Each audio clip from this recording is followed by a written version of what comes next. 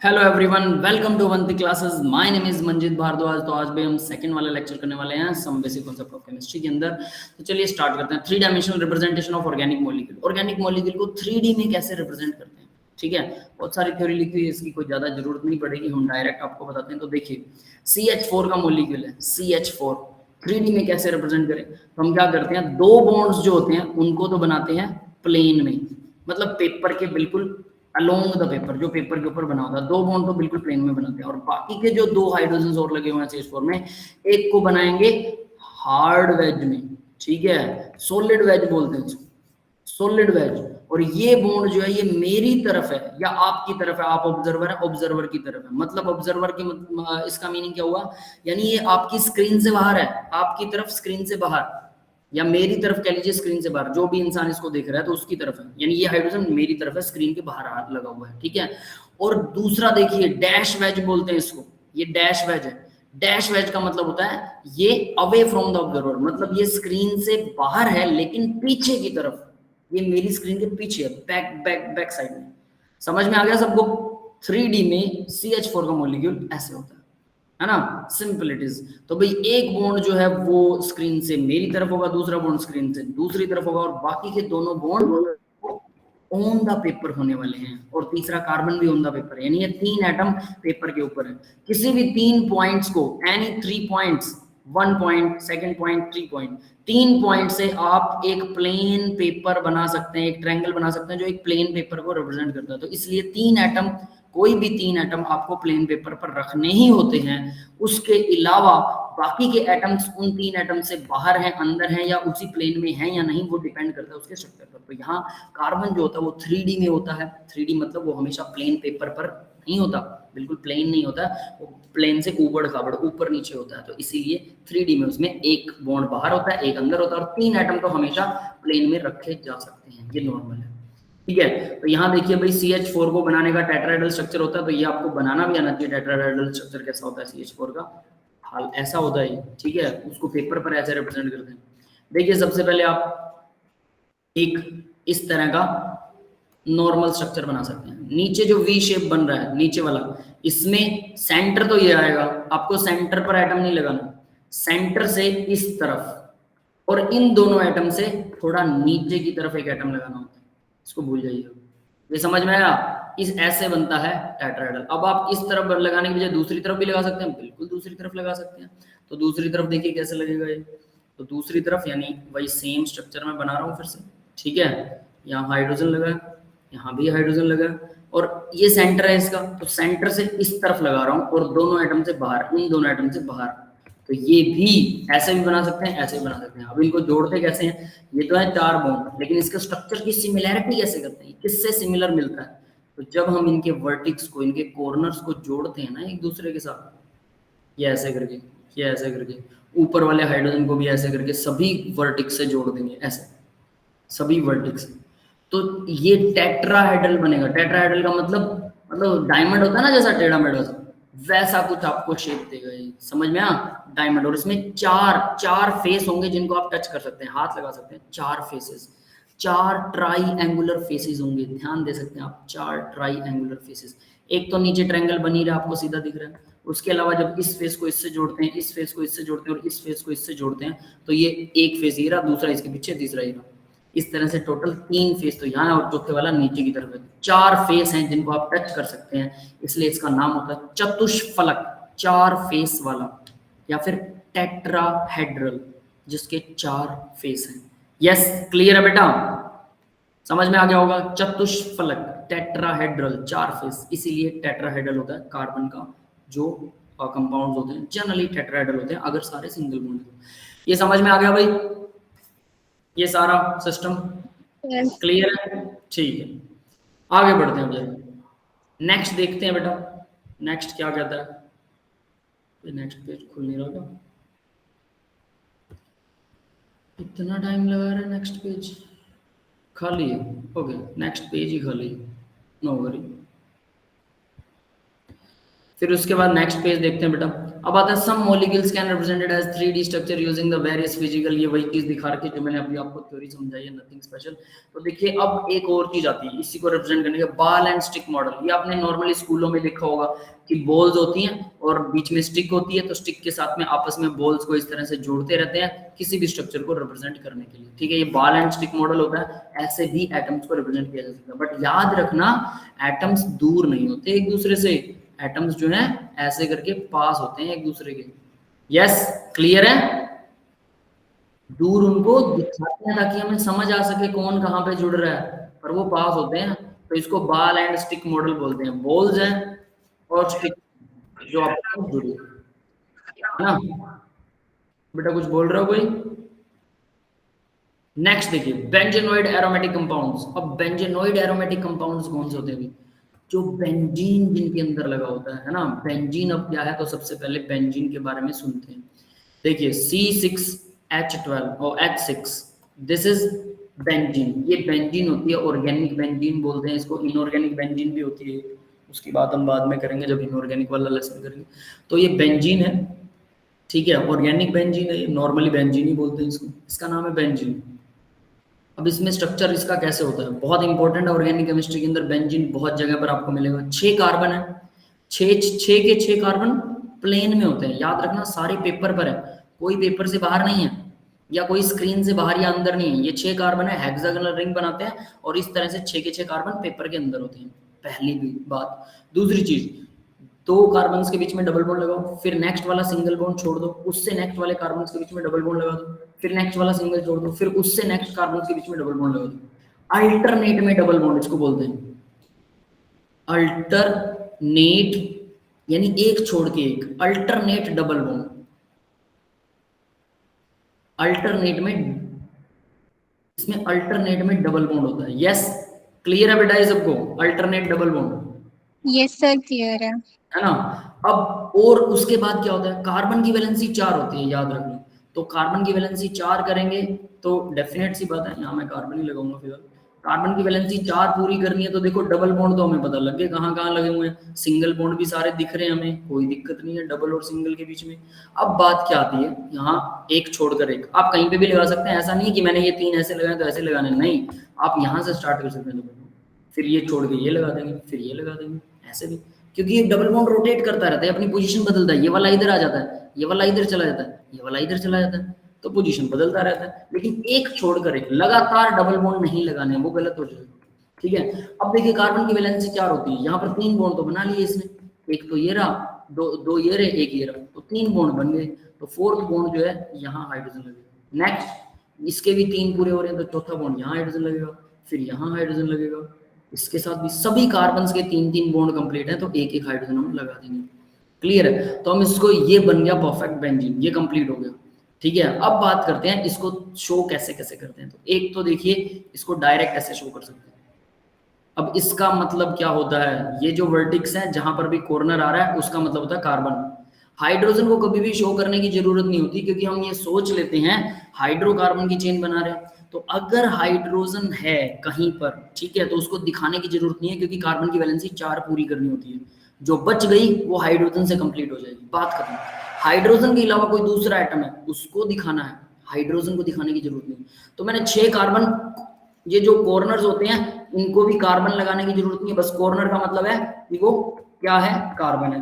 अब मैं double bond को शो करना पड़ेगा। यहाँ डबल बॉन्ड बना दिया, यहाँ बना दिया, यहाँ बना दिया, तो डबल बॉन्ड दिखा दिया। क्या हाइड्रोजन दिखाने की जरूरत है? नहीं। तो मुझे पता है कि ये वाला कार्बन जो है इसके 3 बॉन्ड पूरे हैं, तो चौथा एक हाइड्रोजन ऑटोमेटिकली लगा हुआ है, इन डिफॉल्ट होता है। तो इसको हम लिख सकते हैं C6H6। यस, क्लियर हो गया बेंजीन कैसे दिखाया जाता है? Yes sir. बना के जरूर देखिएगा बेटा। अब आगे देखते हैं, इसी में एक और मेथड है बेंजीन को शो करने का। जनरली ये डबल बॉन्ड क्योंकि रोटेट होते रहते हैं, तो भाई जैसे यहाँ पर था, यहाँ डबल बॉन्ड था ना ऊपर वाले स्ट्रक्चर में, अब मैं यहाँ नहीं बना रहा, मैं यहाँ बना देता हूँ, ये यहाँ बना देता हूँ, ये यहाँ। तो देखो दोनों बेंजीन्स के डबल बॉन्ड एक दूसरे के अल्टरनेट पोजीशन पर आ गए, जो पहले था वहां नहीं रहा। ऐसे दिखा सकते हैं। तो इसको इस तरह की कंफ्यूजन से क्रिएट, मतलब कंफ्यूजन को रोकने के लिए कि भाई कैसे दिखाएं, एग्जैक्ट मेथड क्या है, क्या दोनों डायग्राम बनाए हर बार? तो हम जनरली क्या करते हैं, अगर हम मैकेनिज्म शो नहीं कर रहे हैं, ठीक है, तो हम जनरली क्या करते हैं, बेंजीन को यहाँ 0 दिखा देते हैं बीच में। अब इसका मतलब है कि डबल बॉन्ड है, 3 है और रोटेट कर रहे हैं, ये परफेक्ट सिंबल है बेंजीन के लिए। यस, क्लियर है सबको बेंजीन का सिंबल? यस है ना, तो इस तरह से बेंजीन को दिखाया जाता है। तो बेंजीन जितने भी डेरिवेटिव बनाता है, बेंजीन से मिलकर बनने वाली चीजों को हम बेंजेनोइड एरोमेटिक कंपाउंड बोलते हैं। बेंजेनोइड, बेंजीन से मिलकर बनने वाली चीजें। एरोमेटिक, अब बेंजीन अपने आप में एरोमेटिक कंपाउंड है। एरोमेटिक कंपाउंड क्या होते हैं? एरोमेटिक कंपाउंड वो होते हैं जिनमें थोड़ी सी स्पेशल टाइप की प्रॉपर्टीज होती है, वो ज्यादा स्टेबल होते हैं। क्यों होते हैं ज्यादा स्टेबल? एरोमेटिक कंपाउंड की डेफिनेशन हम पढ़ेंगे, उसके रूल्स पढ़ेंगे कि एरोमेटिक कंपाउंड्स को कैसे निकाला जाता है। तो आपके लिए अभी के लिए इतना काफी है कि बेंजीन एक एरोमेटिक कंपाउंड है, एक्स्ट्रा स्टेबल है। एरोमेटिक का मतलब एक्स्ट्रा स्टेबल, है ना। तो एरोमा, वैसे तो शुरू में जब इन्हें ढूंढा गया था तो एरोमा मतलब स्वीट स्मेल, तो इन कंपाउंड में से स्वीट स्मेल आया करती थी। शुरू में 2-4 मिले साइंटिस्टों को, तो उन्होंने रख दिया कि एरोमेटिक कंपाउंड हमेशा स्वीट स्मेलिंग होते हैं। लेकिन बाद में इनको समझ में आया कि एरोमेटिक कंपाउंड स्वीट स्मेल नहीं होते, इनमें से सब में से बदबू आती है, गंदी बदबू आती है। तो बाद में बट नाम रख दिया था तो रख दिया था। तो एरोमेटिक कंपाउंड्स में 90% से 95% से ऊपर कंपाउंड्स जो हैं वो फाउल स्मेलिंग होते हैं, बुरी स्मेल वाले, गंदी स्मेल वाले होते हैं। लेकिन इन जो शुरू में मिले वो अच्छी स्मेल वाले थे 2-4, तो इसलिए इनका नाम एरोमेटिक मतलब अच्छी स्मेल वाले कंपाउंड, ठीक है। और वो बेंजीन से, अगर वो बेंजीन से मिलकर बने तो बेंजेनोइड एरोमेटिक कंपाउंड, मतलब बेंजीन रिंग उनमें पक्का मिलेगी। और बेंजीन रिंग एक्स्ट्रा स्टेबल होती है।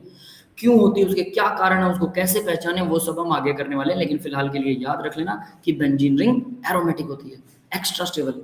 तो यहाँ मैंने वही चीज डिफाइन करके C6H6 और सभी कार्बन के साथ एक एक हाइड्रोजन लगा रखा।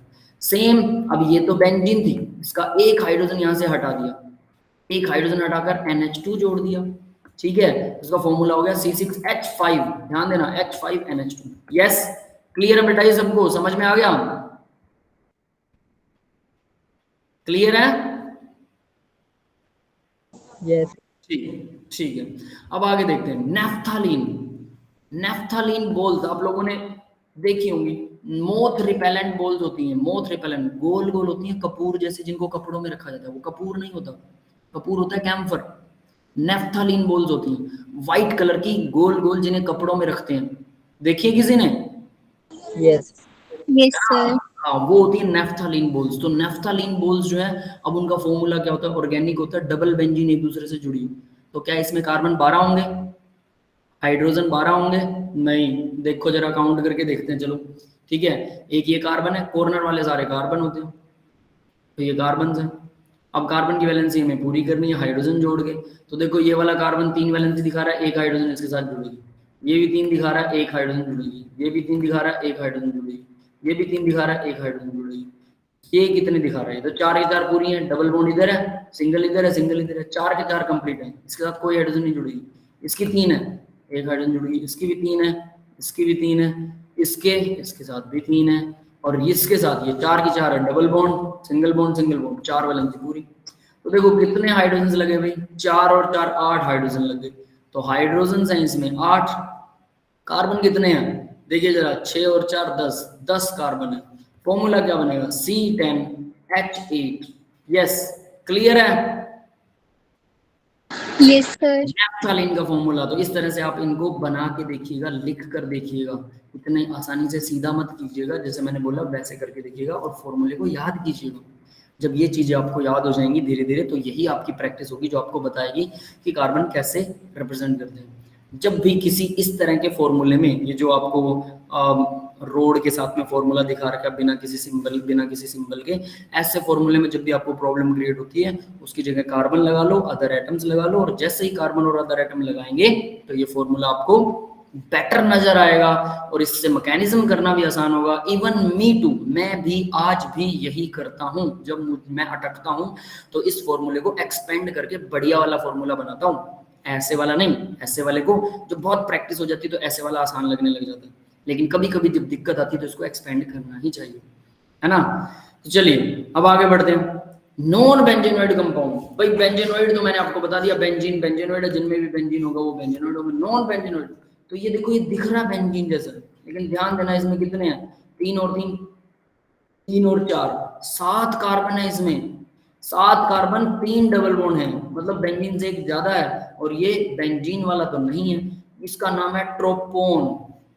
ट्रोपोन, और ये ट्रोपोन जो होता है इसके अंदर हाइड्रोजन कितने आप काउंट कर सकते हैं, ठीक है, और ये नॉन बेंजीनेट होता है, मतलब ये बेंजीन वाला नहीं है और ये एरोमेटिक भी नहीं, ठीक है।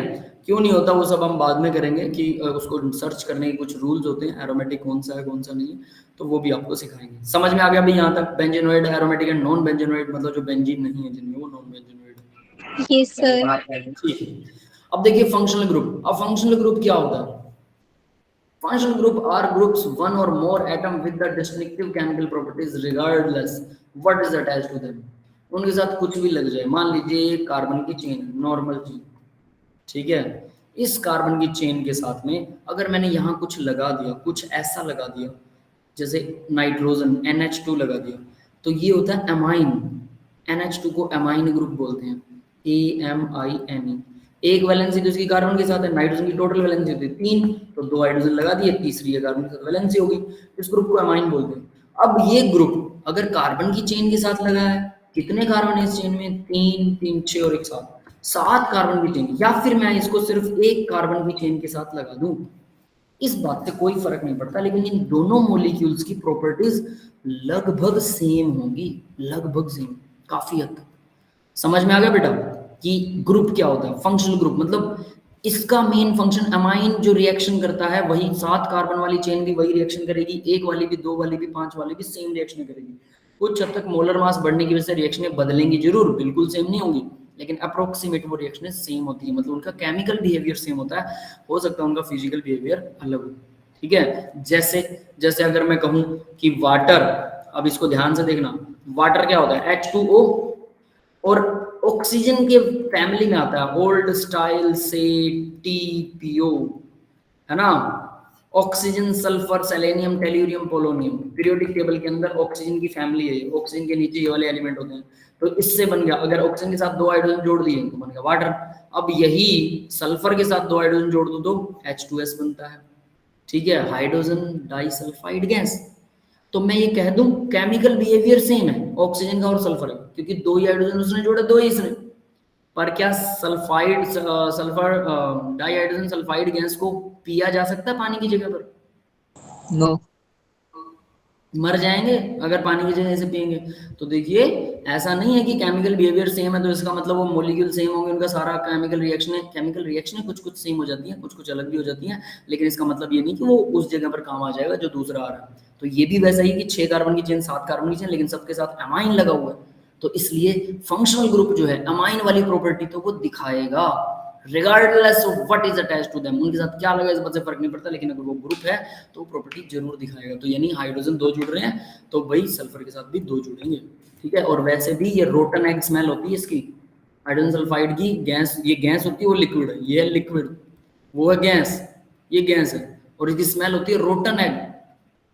रोटन एग, जब अंडा सड़ जाता है, अब आप कहेंगे अंडा सड़ सकता है भाई, जैसे फ्रूट, सब्जियां सड़ जाती हैं, फ्रूट आप 10 दिन के लिए, 10 दिन से आपके रूम में फ्रूट पड़ा है ना, वो सड़ जाएगा, बिना फ्रिज में नहीं रखा हुआ वो सड़ जाएगा अपने आप, रेंसिड हो जाएगा, ऑक्सीडेशन हो जाती है उसकी। दाल, सब्जी, रोटी, इन सबको भी बैक्टीरिया, वायरसेस लग जाती है, इनमें से स्मेल आने लग जाती है। लाइक दैट अंडे भी, अगर अंडे में से बच्चा चूजा नहीं निकल रहा है, मुर्गी उसको सेक नहीं रही है, तो अंडा पड़े पड़े अपने आप अंदर से खत्म होने लग जाता है, रेंसिड हो जाता है, सड़ जाता है। तो सड़े हुए अंडे में से जो स्मेल आती है ना, वैसी ही स्मेल H2S में से आती है, सिमिलर स्मेल आती है। तो ये गैस पीने के लायक तो बिल्कुल ये सूंघने के लायक नहीं है, बहुत गंदी है। तो वो होता है भाई फंक्शनल ग्रुप। और फंक्शनल ग्रुप किस किस तरह के होते हैं तो उसके बारे में हम बात करेंगे, ठीक है। Class of organic compound, alkenes, alkene में होता है double bond, alkyne triple bond, ठीक है, hydrogen derivative, fluorine, chlorine, bromine, iodine, alcohols, OH। तो ये कुछ कॉमन ग्रुप्स हैं। तो देखो भाई फंक्शनल ग्रुप का structure, alkenes double bond, carbon carbon में double bond, alkyne carbon carbon में ट्रिपल बॉन्ड, ठीक है। एक होता है एल्केन, वो तो सिंगल बॉन्ड होता है, पता है एल्केन का सबको? यस। है ना, एल्केन का पता है, ठीक है। तो यहाँ देखिए alkane, alkene, alkynes, halogen derivative, halogen होते हैं क्लोरीन, फ्लोरीन, ब्रोमीन, आयोडीन, ये रहा, इन सबको हैलोजन बोलते हैं, एक्स से रिप्रेजेंट किया जाता है इसे। तो कार्बन की चेन के साथ में क्लोरीन लगा दो तो हैलोजन डेरिवेटिव हो गया। OH ग्रुप अल्कोहल ग्रुप होता है, हाइड्रोक्सी, ठीक है, इसका सिंबल मतलब नेम होता है फंक्शनल ग्रुप का हाइड्रोक्सी, और ये OH ग्रुप होता है। तो कार्बन की चेन के साथ में OH लगा दो, और याद रखना मैंने सिर्फ कार्बन की चेन्स कार्बन्स दिखा रखे हैं, बाकी की वैलेंसियां हाइड्रोजन से इन डिफॉल्ट में आपको कंप्लीट करनी है, इन डिफॉल्ट में हम बात कर भी चुके हैं ना कि आप बाकी की वैलेंसियां, कार्बन की 4 वैलेंसी हमेशा हाइड्रोजन से, बाकी की सब हाइड्रोजन लगा दो, कोई दिक्कत नहीं। फिर आगे देखिए ईथर, ईथर भी एक ग्रुप होता है भाई, डाई वैलेंट ऑक्सीजन जिसको बोलते हैं, वैलेंसी ऑक्सीजन की 2 करनी है हमें, तो R दोनों तरफ R का मतलब होता है कार्बन की चेन, ध्यान दे लेना, R ग्रुप का मतलब है कार्बन की चेन, मतलब मैं अगर यहाँ पर ये कार्बन लगा दिया CH3 सबसे छोटी चेन, मतलब एक एक कार्बन की चेन CH3, तो ये हो गया ईथर, ये डाईवैलेंट, ये सेम ही चीज है, बस R की जगह पर मैंने क्या किया CH3 लगा दिया। क्या सिर्फ CH3 लगाना है, कार्बन की वैलेंसी 4 बोर्ड जोड़नी है, तो देखिए इसको कैसे एक्सपेंड करके लिखते हैं, कार्बन ऑक्सीजन कार्बन, अब यहाँ पर कार्बन के साथ में 3 हाइड्रोजन लगा दीजिए, बाकी वैलेंसी कंप्लीट करनी है, यहाँ पर भी 3 हाइड्रोजन, लेकिन अगर मैं 2 लगाऊं, एक और कार्बन लगा दूं तो एक और कार्बन लगा दूं, तो इस कार्बन की बाकी वैलेंसी 2 हाइड्रोजन लगा दीजिए, इस कार्बन की बाकी वैलेंसी 3 हाइड्रोजन लगा दीजिए, बस हो गया 3 3, ये 2 2, दैट इज इट। ऐसे करके कार्बन की चेन आप बड़ी कर सकते हैं, कोई फर्क नहीं पड़ता, है ना। सेम टू सेम एक है थायोईथर, थायोईथर कार्बन के साथ सल्फर लगा देना ऑक्सीजन की जगह पर, इसको बोलते हैं थायोईथर। थायो का मतलब होता है सल्फर वाला ईथर, मतलब ऑक्सीजन वाला नहीं, सल्फर वाला ईथर। हाँ बेटा क्लियर है ये सबको यहाँ तक? यस ये ग्रुप्स हैं, सारे ग्रुप्स आपको याद करने हैं, सभी की प्रैक्टिस करनी है, लिख लिख कर देखने हैं। फिर आता है एल्डिहाइड ग्रुप। एल्डिहाइड आपने 10th क्लास में भी किया होगा, है ना, एल्डिहाइड बोलते हैं इसे। तो एल्डिहाइड को RH से रिप्रेजेंट कर सकते हैं, या R या H लग सकता है, C डबल बॉन्ड OH। तो ये क्या है इसका मतलब वो बताता हूँ। कार्बन के साथ डबल बॉन्ड O पक्का मिलेगा और एक H पक्का मिलेगा, ठीक है, इसको हम CHO लिखते हैं, CHO। अब इसको CHO क्यों लिख रहे हैं, उल्टा क्यों लिख रहे हैं, हम इसको COH क्यों नहीं लिख सकते, क्योंकि COH को हम मानते हैं कि ये अल्कोहल है, अल्कोहल, अल्कोहलिक ग्रुप को हम COH मानते हैं। तो फिर इस अगर इसको भी COH लिख दिया तो गड़बड़ हो जाएगी, तो इसलिए हम इसको COH लिखने की बजाय CHO लिखते हैं, पहली बात। तो इस तरफ वैलेंसी खाली है कार्बन की, यहाँ पर R लगा सकते हैं, बिल्कुल R की जगह H भी लग सकता है, मतलब अकेला हाइड्रोजन लगा दो, तो क्योंकि कार्बन तो है ही, अकेला हाइड्रोजन भी लगा सकते हैं। तो पहला एल्डिहाइड अगर आपको बनाना है, फर्स्ट एल्डिहाइड, ये बन गया फर्स्ट एल्डिहाइड, H लगा दिया, तो हम इसको क्या लिखते हैं, HCHO ऐसा भी लिखते हैं। यस, तो CHO ग्रुप जो होता है वो एल्डिहाइड के लिए होता है, समझ में आ गया भी सबको, CHO ग्रुप? Yes sir. ठीक है, अब बात करते हैं अगर इससे इसके अलावा कोई दूसरा एल्डिहाइड बनाना हो तो यहाँ H की जगह पर R यानी कार्बन की चेन लगा दीजिए कुछ भी, लेकिन ये तो होगा ही होगा, C डबल बॉन्ड OH, तो यहाँ पर एक कार्बन और लगा दिया, एक और लगा दो, एक और लगा दो, कितने भी जोड़ सकते हो। तो बाकी वैलेंसियां कार्बन की तो देखो 2 तो ये बॉन्ड बना ही रहा है, तो एक ऊपर हाइड्रोजन लगा, एक नीचे, यानी CH2 लग रहा है, यहाँ पर भी ऊपर और नीचे, है ना, ये भी CH2 लग रहा है, ये क्या है, यहाँ 3 लगेंगे, टर्मिनल हमेशा 3 लगेगा यहाँ, CH3। तो इसको लिखने का तरीका क्या होगा, देखो जरा, कंडेंस्ड फॉर्मूला, CH3 लिख सकता हूँ, पहले वाले को CH3 लिख दिया, फिर उसके बाद मैं इसके साथ CH2 लगा दूँ, फिर इसके साथ फिर से CH2 लगा दूँ, तो ये CH2, ये CH2, फिर इसके साथ CH2 लगा दूँ, CHO। ऐसे भी आपको लिखना आना चाहिए और पता होना चाहिए कि बीच में सारे CH2 लगते हैं और ये 3 कार्बन ऐसे जुड़ेंगे और ये चौथा CH2। यस, क्लियर है? अगर नोटबुक पेन है अभी बनाकर मेरे साथ साथ बनाइए, देखिए कोई प्रॉब्लम आ रहा है तो पूछिए, क्योंकि जैसे ही आप हमारी क्लास ऑफ होगी और अगर आप घर बनाने की कोशिश करेंगे तो गड़बड़ हो जाएगी, है ना, फिर से कंफ्यूज हो जाओगे। तो याद भी करना है, बना के भी देखना, लिख कर देखना, तभी जाके याद होगा।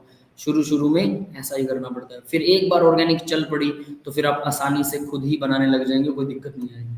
तो ये तो था भाई हमारा क्या, एल्डिहाइडिक ग्रुप, ठीक है, एल्डिहाइड पूरा हो गया। अब बात करते हैं कीटोन की, है ना। तो कीटोन के लिए देखिए क्या करें, कीटोन्स, नेक्स्ट आता है कीटोन्स। कीटोन्स के लिए R C double bond O R, ये कुछ ऐसा लगता है। तो देखो यानी सी डबल बॉन्ड ओ, उस तरफ क्या था, एच था, यहाँ अब एच नहीं लगा सकते एल्डिहाइड वाले, यहाँ पर भी आर लगेगा, एच नहीं लगेगा इधर, और इधर भी आर लगेगा, एच किसी भी तरफ नहीं लगा सकते। आर मतलब कार्बन की चेन। तो सबसे छोटा अगर हम कीटोन बनाना चाहें तो सबसे छोटा तो आर की जगह पर एक ही कार्बन लगा दो बस, इधर भी एक कार्बन, इसकी जगह एच नहीं लगा सकते आप, अगर एच लग गया तो ये एल्डिहाइड बन जाएगा। तो यहाँ कार्बन की बाकी वैलेंसियां एक ही पूरी इसकी, तो 3 हाइड्रोजन लगा सकते हैं, CH3 इधर लगा देता हूँ, CH3 ये बन गया फर्स्ट कीटोन, पहला कीटोन। दूसरा कीटोन बनाना है, इसका एक हाइड्रोजन कम कर दो, यहाँ CH3 लगा दो, या CH2 लगाते जाओ और हाइड्रोजन कम करते जाओ, मतलब कार्बन की चेन बढ़ानी सीधी सी बात। तो ये होता है फर्स्ट कीटोन, और इसका कॉमन नेम होता है acetone. Acetone, first ketone acetone, याद रहेगा, हमने किया था ये प्रीवियस लेक्चर में, याद है किसी को? क्या काम आता है? Anyone can tell me? इसका यूज किया था हमने यूरिया के साथ, इसका एग्जांपल किया था कि यूरिया भी ऐसा ही होता है, सी डबल बॉन्ड ओ, बस कार्बन की जगह पर नाइट्रोजन लगाना है, नाइट्रोजन की वैलेंसी 3 होती है, तो एक तो इधर से पूरी होगी, तो 2 और इस तरफ से लगा दो, 2 हाइड्रोजन, इधर भी 2 हाइड्रोजन, NH2, यहाँ NH2 लगेगा, NH2 है ना, यहाँ भी NH2, ये बन गया यूरिया।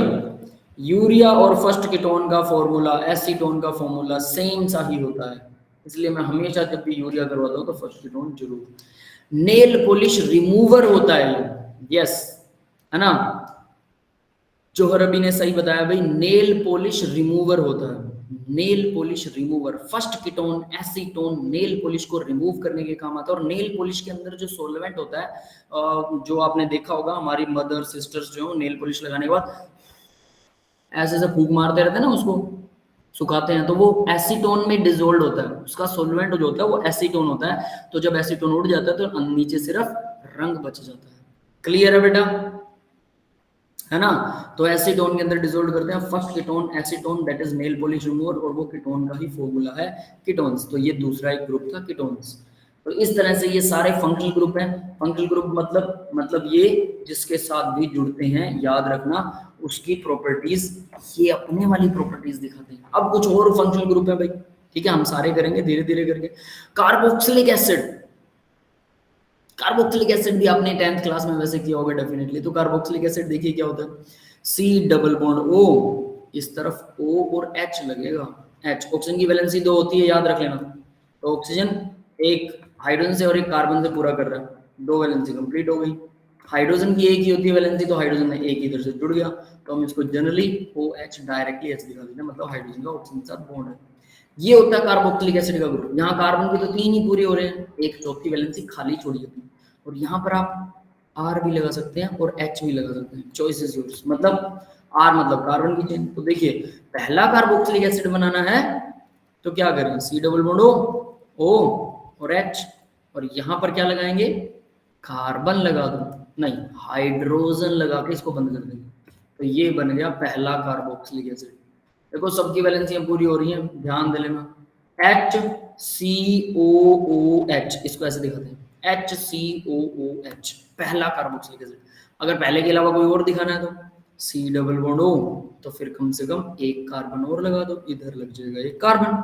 अब इस कार्बन की वैलेंसी तो 3 हाइड्रोजन से पूरी करनी पड़ेगी, ठीक है। तो इसको कैसे शो कर सकते हैं, ये देखिए CH3 बन रहा है, CH3, और ये COOH बन रहा है, C यानी आप हाइफन लगा के भी दिखा सकते हैं, COOH, ये बन गया। अभी सेकंड वाला कार्बोक्सिलिक एसिड, और सेकंड वाला कार्बोक्सिलिक एसिड बहुत काम का है। कोई बताएगा मेरे को इसके यूज?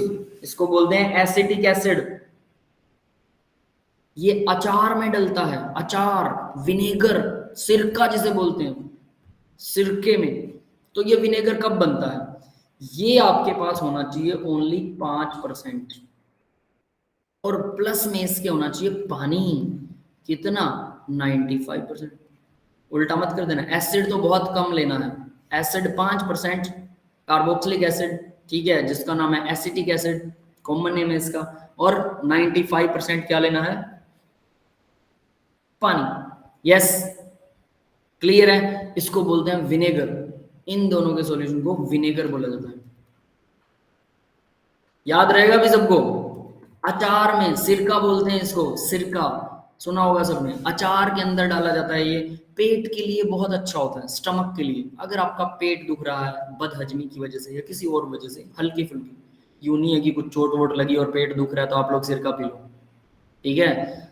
कुछ बदहजमी की वजह से, बैड आपने कुछ खा लिया है, आजकल बच्चे सारे चाउमीन बर्गर खाते रहते हैं, तो उसकी वजह से पेट में दिक्कतें आ सकती हैं। तो विनेगर को आधा गिलास, मतलब कंच का गिलास इतना, आधा भर के कांच का गिलास, वो आप पी सकते हैं। इट विल, ये आपको ठीक कर देगा आपके स्टमक को, बहुत अच्छा होता है पेट के लिए। अचार में डलता है तो इसका अचार खाना चाहिए, उससे भी पेट अच्छा रहता है। आजकल सेब का सिरका भी आता है, एप्पल सीडर विनेगर, पता है एप्पल सीडर विनेगर। सुबह सुबह खाली पेट अगर आप पीते हैं, बहुत अच्छी मेडिसिन का काम करता है ये, सारे डाइजेशन को सुधारता है एप्पल सीडर विनेगर। तो इस तरह से बहुत सारी चीजों के विनेगर्स आते हैं, है ना, बहुत सारे फ्रूट्स के विनेगर होते हैं। तो ये तो है भाई कहानी सारी कार्बोक्सिलिक एसिड की, ये सब आपको याद होने चाहिए अच्छे से सारे ग्रुप। उसके बाद में आता है acid chlorides, this is acid chlorides, chlorocarbonyl भी बोलते हैं इनको, कॉमन नेम इनका क्लोरोकार्बोनाइल है। तो ये कैसे होते हैं भाई, C डबल बॉन्ड O और यहाँ लगा होता है Cl, एसिड क्लोराइड। इस तरफ आप H भी लगा सकते हैं, R भी लगा सकते हैं। तो पहला बनाना है तो C double bond O Cl, यहाँ H लगा दीजिए, फर्स्ट बन गया फर्स्ट मेंबर। सेकंड मेंबर बनाना है तो यहाँ कार्बन लगाइए और इस कार्बन के साथ C double bond O Cl लगा दो, बाकी ये सारे हाइड्रोजन्स जोड़ देंगे, CH3 COCl। तो इस तरह से इसका नाम क्या रखेंगे, CH3 और COCl, that will be the condensed formula. Clear है बेटा, एसिड क्लोराइड, यहां तक सबको समझ में आ गया एसिड क्लोराइड, ठीक है। अब आगे देखते हैं, एसिड क्लोराइड हो चुका, सीधा आपको फॉर्मूला याद करना और कुछ नहीं करना है। फिलहाल सिर्फ फॉर्मूला याद करेंगे, बाद में इनकी नेमिंग करेंगे, सबकी नेमिंग आएगी। ये सिर्फ ग्रुप एक बार करवा रहा हूँ, फिर सबके नाम करेंगे डिटेल में, लेकिन एक बार ये याद होंगे तभी आप आगे बढ़ सकते हैं। एसिड एनहाइड्राइड, जनरली एनहाइड्राइड बोलते हैं, देखो जैसा नाम से पता लग रहा है एसिड। देखो मैं कार्बोक्सिलिक एसिड बना रहा हूँ, C डबल बॉन्ड OH, यहाँ पर मान लो CH3 है, यही सिरके वाला विनेगर वाला बना दिया। एक और मैं यही बना रहा हूँ OH, लेकिन थोड़ा उल्टा बना रहा हूँ, है ना, इसके अपोजिट साइड में CH3। तो देखो दो कार्बोक्सिलिक एसिड है, दोनों सेम है, बस मैंने इसको पलट के, इसको घुमा के लगा दिया और कुछ नहीं किया, है ना। इसमें से अगर मैं पानी निकाल लूँ, वाटर रिमूव कर दूँ और फिर मैं फॉर्मूला लिखूँ, देखिएगा जरा ध्यान से, C डबल बॉन्ड, ये ऑक्सीजन बचा हुआ है तो मैंने इस ऑक्सीजन को यहाँ लगा दिया, plus C double bond CH3, ये बन गया, ये था एसिड। एसिड कौन सा एसिड था, कार्बोक्सिलिक एसिड था।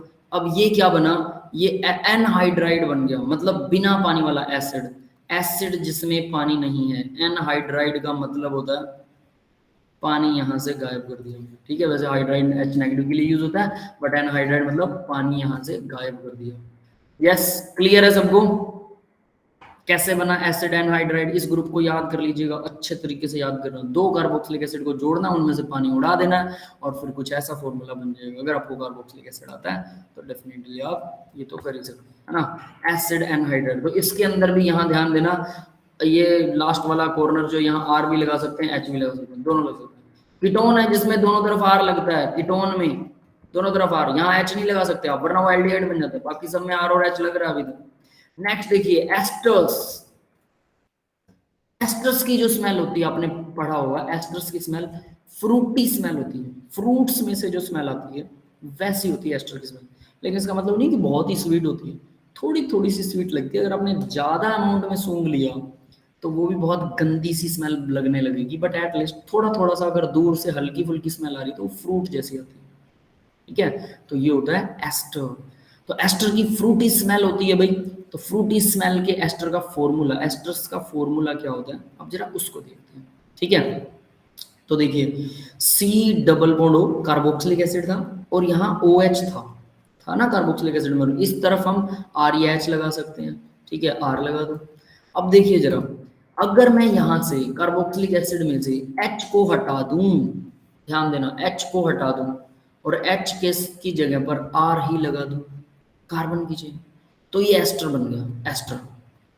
अब इस एस्टर में खास चीज ध्यान देने लायक, यहाँ R या H लग सकता है, बट यहाँ पर हमेशा R ही लगेगा, क्योंकि अगर आपने यहाँ H लगा दिया ये तो कार्बोक्सिलिक एसिड बन जाएगा, OH बन जाएगा।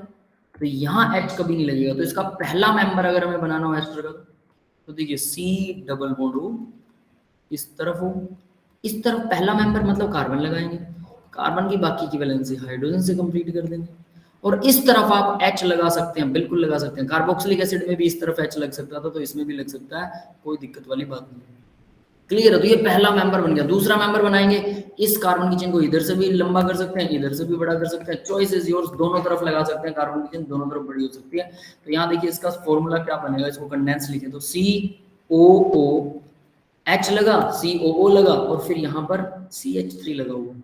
इसको जनरली लिखते हैं हम, यहाँ R लिख देते हैं, H की जगह पर R भी लगा सकते हैं, COO, और इस कार्बन की जगह पर भी R लगा सकते हैं।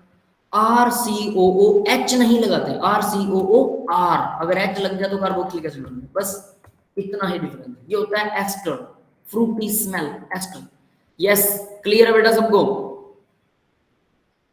Yes. एस्टर्स थोड़ा सा क्या होता है, मतलब आप ये कह सकते हैं एस्टर के जो फॉर्मूले हैं वो थोड़े से टिपिकल होते हैं याद करने में, ठीक है? तो इसको जरूर ध्यान से याद कीजिएगा। कार्बोक्सिलिक एसिड के साथ जोड़कर याद करेंगे तो बहुत आसानी से याद होगा एस्टर, ठीक है? तो इतने ही ग्रुप थे अभी तक जितने हमने किए हैं, कुछ और ग्रुप्स भी हैं वो आगे करेंगे, लेकिन फिलहाल के लिए कम से कम इतने आप अच्छे से याद कीजिए एक लेक्चर के, तो उसके बाद में फिर आपको आगे वाले ग्रुप्स देखते हैं, ठीक है? तो यहाँ आप देखिए डिग्री ऑफ कार्बन। अब कार्बन की डिग्री का क्या मतलब होता है? 1 degree, 2 degree, primary carbon, secondary carbon, tertiary carbon, ये सब दिया हुआ है। तो हम पढ़ेंगे नहीं इसको, सीधा देखेंगे कि कौन सा क्या है। देखिए यहाँ पर ये वाला जो कार्बन होता है वो सीधा मिथाइल कार्बन है, मतलब कार्बन है, इसके साथ में चारों तरफ वैलेंसियां खाली हैं, तो ये मिथाइल कार्बन होगा। सिंपली हम इसको मीथेन बोलेंगे, CH4। वैसे आपको पता भी होगा CH4 जो मीथेन होती है ना, CH4 दैट इज मीथेन। अब आगे बढ़ते हैं। प्राइमरी 1 डिग्री या प्राइमरी कार्बन कौन सा होता है? अगर हमारे पास एक कार्बन और इसके साथ एक और कार्बन जुड़ा हुआ है, याद रख लेना, ठीक है? यानी यहाँ देखिए इसने एक कार्बन दिया था, इन्होंने कैसे किया इसको बता देता हूँ। कार्बन की चेन में एक कार्बन, यानी अगर जिस कार्बन को आप देख रहे हो, इस कार्बन को मैं देख रहा हूँ, इसके साथ बाकी सारे तो हाइड्रोजन है, बाकी सब हाइड्रोजन है, लेकिन एक कार्बन और है। तो क्योंकि ये एक कार्बन से जुड़ा हुआ है, बाकी सब तो हाइड्रोजन, हाइड्रोजन को काउंट ही नहीं करते, इसलिए इसको 1 डिग्री कार्बन बोलते हैं, मतलब इसके साथ एक कार्बन जुड़ा हुआ है। ये समझ में आ गया भाई? एक कार्बन इसके साथ जुड़ा है, हम इस कार्बन को क्या कर रहे हैं? हाईलाइट। यस बेटा, ये क्लियर हो गया सबको? 1 डिग्री कार्बन या प्राइमरी कार्बन भी बोलते हैं, ठीक। अब बात करते हैं 2 डिग्री वाले की। बिल्कुल वैसा ही है, यही वाला सेम मॉलिक्यूल ले लेते हैं, है ना? इस कार्बन के साथ एक तो जुड़ा हुआ था, और मैं अब क्या करता हूँ, यहाँ एक और हाइड्रोजन से यहाँ भी कार्बन जोड़ देता हूँ। मुझे अब इस कार्बन की डिग्री देखनी है। ये वाला कार्बन जो हमारा पॉइंट ऑफ इंटरेस्ट वाला कार्बन है, आप इनका भी चेक कर सकते हैं, बट जिसको आपको चेक करना है उस कार्बन के साथ हाइड्रोजन जुड़ी है 2 और 2 जुड़े हैं कार्बन। तो क्योंकि 2 कार्बन जुड़े हुए हैं इसलिए हम इसको 2 डिग्री कार्बन बोलेंगे, या फिर secondary carbon, that is secondary और 2 डिग्री। देखिए यहाँ 2 कार्बन जुड़े हुए हैं। यस, क्लियर है बेटा? Yes. है ना? ठीक है। अब आगे देखिए, नेक्स्ट है 3 डिग्री कार्बन। भाई 2 कार्बन हमारे पॉइंट ऑफ इंटरेस्ट का, अगर उस कार्बन के एक हाइड्रोजन लगा और बाकी के सारे कार्बन जुड़े हो उसके साथ, तो 3 कार्बन जुड़ गए उसके साथ, तो ये बन गया 3 डिग्री या टर्शरी। टर्शरी और 3 डिग्री कार्बन। अब क्वाटरनरी कार्बन भी होता है 4 डिग्री। जो कार्बन हमारे पॉइंट ऑफ इंटरेस्ट है उसके चारों तरफ, all the sides are embedded carbon, यानी इस कार्बन के चारों तरफ 4 कार्बन है तो 4 डिग्री हो गया, 4 डिग्री कार्बन। या इसे क्वाटरनरी, क्वार्टर का मतलब 4 है ना, तो क्वाटरनरी कार्बन भी बोलते हैं। यस, क्लियर है ये सबको? अब बताइए जरा, क्या 5 कार्बन वाला कार्बन भी हो सकता है? क्या 5 कार्बन जुड़ सकते हैं? कार्बन की वैलेंसी 4 होती है, 4 से ज्यादा जुड़ ही नहीं सकते, है ना? तो इसलिए कार्बन जो है क्वाटरनरी तक होता है, क्वाटरनरी के बाद में कार्बन नहीं होता। तो इस तरह से 4 डिग्री वाला कार्बन हो सकता है, 5वां नहीं हो सकता। That's it. अब बात करते हैं होमोलोगस सीरीज की। होमोलोगस सीरीज जो कि डिफर हो ओनली बाय CH2 यूनिट्स। जैसे अब CH2 यूनिट से डिफर का मतलब क्या है? जैसे मान लीजिए मैं यहाँ पर CH3 लिख रहा हूँ, फिर ये CH2 होगा, या फिर हम इसको नॉर्मल कार्बन चेन बनाते हैं, है ना? सबसे आसान रहेगा आपके लिए, नॉर्मल कार्बन की चेन लगा दीजिए। यहाँ पर लगेगा 3H, यहाँ पर 2 कार्बन की वैलेंसियां पूरी हैं तो इसके साथ 2 कार्बन लगेंगे, इसके साथ भी 2 लगेंगे, हाइड्रोजन सॉरी, इसके साथ भी 2, इसके साथ भी, इसके साथ 3 लगेंगे, है ना। तो ये क्या बन गया CH3 CH2 CH2 CH2 CH2 CH3। कितने कार्बन की चेन? 1 2 3 4 5 6 कार्बन है। अगर मैं 6 के साथ अब 5 कार्बन की चेन और बनाऊंगा, ये 5 कार्बन की, इसके साथ CH3, ये भी CH3, ये बनेगा CH2, ये भी बनेगा CH2, ये भी बनेगा CH2, है ना। तो देखिए CH2 CH2 CH2, 3 carbon CH2, ये कार्बन CH3, ये कार्बन CH3, ये 3 CH2, यहाँ पर 4 CH2 थे। समझ में आ रहा है? यानी एक CH2 से ये सीरीज डिफरेंट हो गई, एक CH2 से, सिर्फ एक CH2, एक में कम है एक में ज्यादा है। समझ में आया बेटा? इसको बोलते हैं होमोलोगस सीरीज। दो सीरीज जिनके बीच में एक CH2 का गैप हो, CH2 यूनिट का, that is called homologous series. ठीक है, तो ये इस तरह से इसको होमोलोगस सीरीज बोलते हैं। अब जरा देखते हैं होमोलोगस सीरीज के अंदर सम ऑफ द, यहाँ ये एल्केन, एल्कीन, एल्काइंस, एल्केनॉल्स, ये सब के सब अल्कोहल वगैरह सब उसमें होते हैं, इसको पढ़ने की जरूरत नहीं है, हम डायरेक्ट करेंगे। कैरेक्टरिस्टिक ऑफ होमोलोगस सीरीज में कैरेक्टर देखिए, functional group members of the homologous series same, general formula भी सेम होता है सभी मेंबर्स का, नियरली आइडेंटिकल केमिकल प्रॉपर्टी भी सेम होती है, और जनरल मेथड ऑफ प्रिपरेशन भी कॉमन होते हैं। तो भाई जनरल फॉर्मूला सेम होता है, नियरली आइडेंटिकल केमिकल प्रॉपर्टी होती है, और मेथड ऑफ प्रिपरेशन भी सेम होता है। जो आप करेंगे वो ज्यादा बेटर लगेगा। तो सबसे पहले बात है अभी होमोलोगस सीरीज, यहाँ आता है मीथेन वाली होमोलोगस सीरीज, एल्केन वाली। अब यहाँ आया सबसे पहले आपका एल्केन, जो आपको याद करना है, एल्केन, एल्कीन, एल्काइंस। ठीक है, तो एल्केन्स क्या होती हैं? What are alkane? ALK, ANE का मतलब लास्ट में लग रहा है ANE। कार्बन की चेन में अगर सारे बॉन्ड सिंगल हो तो वो होता है एल्केन। सारे बॉन्ड सिंगल कैसे? देखिए जरा, अब ये आपको बनाना भी पीछे जो भी किया है याद रहे ना रहे कोई फर्क नहीं पड़ेगा। ठीक है, ग्रुप्स याद करने हैं सिर्फ, जो ग्रुप्स आए थे ना, functional group, aldehyde, ketone, carboxylic acid, एक तो वो याद करना है, और अब जो आया है ये याद करना है। बाकी सब जनरल है, कुछ भी नहीं भी समझ आता, नहीं भी याद होता, कोई फर्क नहीं पड़ेगा, ग्रुप याद होने चाहिए और ये आपको समझ भी आना चाहिए और याद भी होना चाहिए। एल्केन, अब एल्केन बनाते हैं, कार्बन की चेन, एक कार्बन सारे हाइड्रोजन है। ठीक है, तो एक कार्बन की चेन अगर होती है तो उसको बोलते हैं मिथ, और इसके पीछे लगेगा एन, क्योंकि सारे सिंगल बॉन्ड है, कार्बन के सिंगल बॉन्ड है, हाइड्रोजन तो बनाता ही सिंगल है। अगर 2 कार्बन की चेन है तो इसके अंदर बाकी के बॉन्ड बनेंगे, हाइड्रोजन से जुड़ेंगे, CH3 आप ऐसा लिख सकते हैं इसको, है ना, या C2H6 भी लिख सकते हैं। तो इसको लिख सकते हैं CH3, ये आपको ऐसे ही लिखना है जैसे बता रहा हूँ CH3, या फिर इसे लिख सकते हैं C2H6 भी लिख सकते हैं। और ये क्या होगा, 2 कार्बन के लिए लगता है इथ, और पीछे लगेगा एन मतलब दोनों कार्बन के बीच में सिंगल बॉन्ड है। मैं इसको ऐसे हाइफन से जोड़ने के बजाय इसे इकट्ठा लिखते होते हैं, वो वैसे लिख रहा हूँ मैं, एन। समझ में आ गया भाई? Methane, meth eth, prop, but, pent, hexane, heptane, इस तरह से सारी चीजें बनेंगी। आपको 1 से 10 तक सब बनाने हैं। 3 कार्बन की चेन बनाइए, 3 कार्बन की चेन में ये बनेगा CH3, ये भी CH3, आप सिंगल बॉन्ड लगा के देख सकते हैं, ये CH2, तो हम इसको लिख सकते हैं C3H। कितने बन रहे हैं? 6 और 2 8, तो इसको बोलेंगे मेथित प्रोप, PROP, प्रोप एन सबके पीछे लगेगा, याद रख लेना, एन सबके पीछे लगेगा, methane, propane, butane. Next 4 carbon की चेन, 1 2 3 4 कार्बन की चेन, CH3, ये CH2 लगेगा, ये CH2 लगेगा, अंदर वाले सारे, बाहर वाला CH3 होते हैं, कॉर्नर्स वाले। क्या लगेगा? आप इसको एक्सपेंडेड फॉर्मूला की फॉर्म में लिखिएगा, C4H। कितने बनेंगे? जरा देखो H कितने हैं, C तो 4 ही हैं, है ना, H कितने हैं? 3 6 और 4 10, H बन गए 10। क्या आ गया? मेथित प्रोप के बाद but, butane, ANE, butane, methane, ethane, propane, butane. 4 carbon की चेन। 5 कार्बन की चेन देखिए अब जरा, 1 2 3 4 5 बना सकते हैं ये। आई थिंक अब आप 5 10 तक बनाइए। मिथेन, ब्यूटेन के बाद में आता है पेंटेन, 5 कार्बन की चेन, ठीक है। पेंटेन में 5 होता है, ठीक है, 5 कार्बन। पेंटेन के बाद हेक्सेन, हेक्स इन, 6 कार्बन की चेन। फिर आएगा हेप्टइन, एटीपीटी, हेप्टइन, 7 कार्बन की चेन। ओक्टेन, ओसीटी, एएनई, ओक्टेन में 8 कार्बन की चेन। नोनेन, एनओएन, एएनई, 9 कार्बन की chain. Decane, DEC, decane, एएनई, 10 carbon की चेन। यस, क्लियर है बेटा ये सबको? Yes.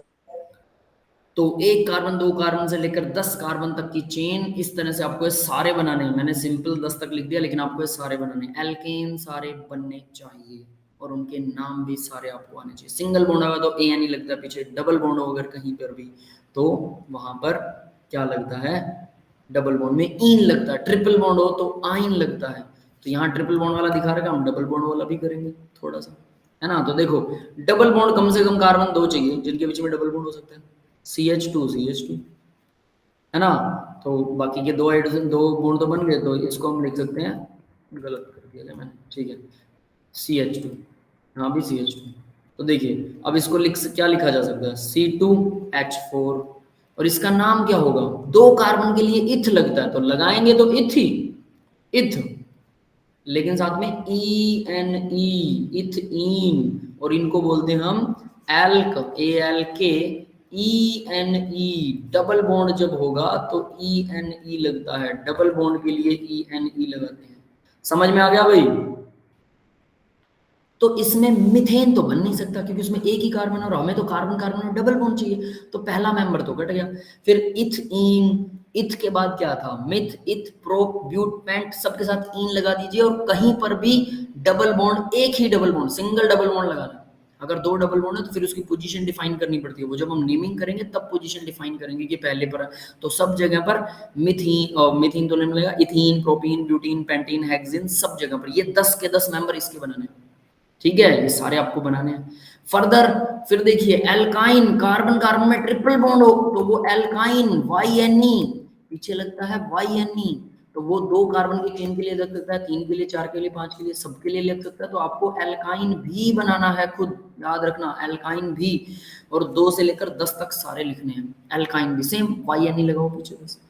अल्कोहल्स भी इन्होंने दिखा रखे हैं, खैर अल्कोहल भी 1 से 10 तक बना लीजिएगा, बनाना हो तो, लेकिन मिथेन, एल्केन, एल्कीन, एल्काइन, तीनों ग्रुप्स बनाने हैं with single bond, double bond and triple bond, और तीनों के नाम लिखने हैं। और ये सब होमोलॉग सीरीज है। इन सीरीज के बीच में पहले दो कंसेक्यूटिव मेंबर कोई भी एक साथ लगते हैं, कंसेक्यूटिव मेंबर के बीच का जब गैप निकालोगे तो CH2 का गैप निकलेगा।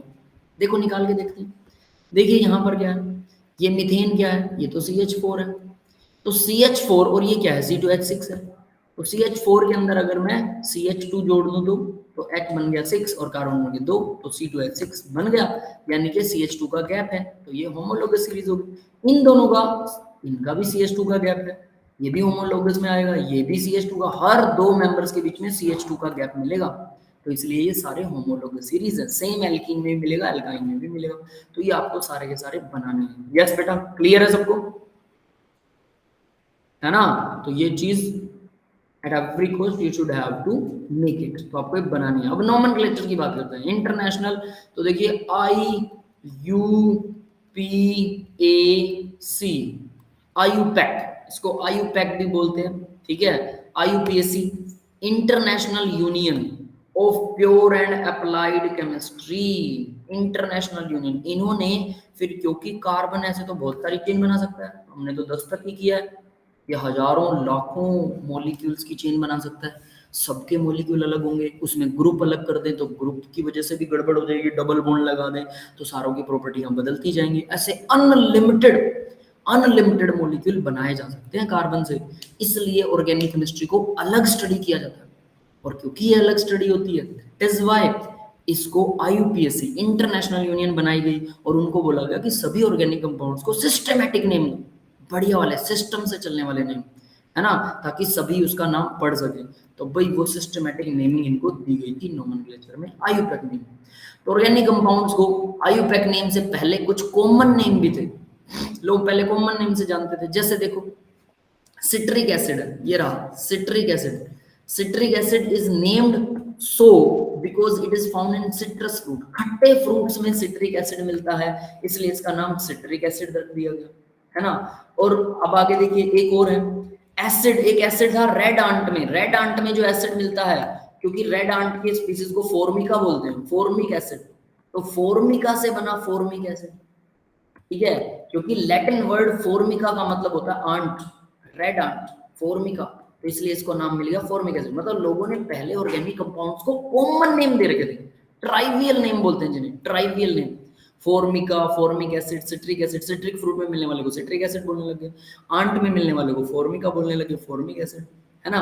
तो इनको हम ट्राइवियल नेम या कॉमन नेम भी बोलते हैं। तो ये भी केमिस्ट्री में आते हैं, कहीं कहीं पर ये याद रखने पड़ते हैं, लेकिन आईयूपैक नेम भी आते हैं। तो आईयूपैक नेम देखिए, लॉन्गेस्ट कार्बन चेन रूल, तो यहाँ से भाई आईयूपैक नेम शुरू होते हैं आपके, है ना। तो आईयूपैक नेम हम नेक्स्ट उसमें करेंगे क्लास के अंदर, आज के लिए सिर्फ इतना ही करने वाले हैं, ठीक है। That's all for the today's class guys. Clear है बेटा सबको?